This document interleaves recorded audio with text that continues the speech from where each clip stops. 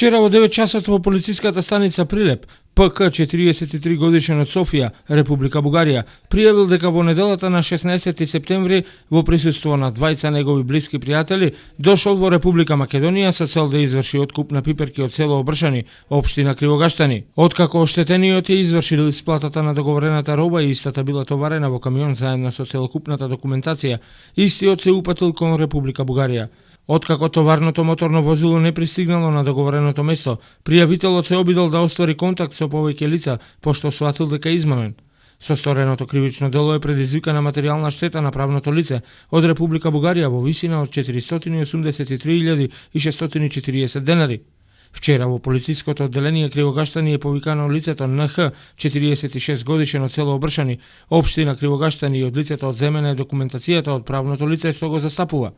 По целосно документирање на случајот ќе биде поднесен соодветен поднесок.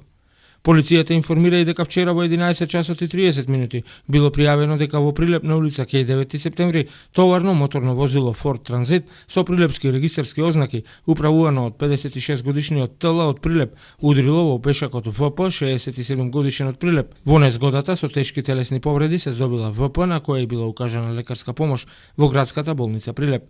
Извршен е увид на местото на настанот и се преземаат мерки за негово расчистување.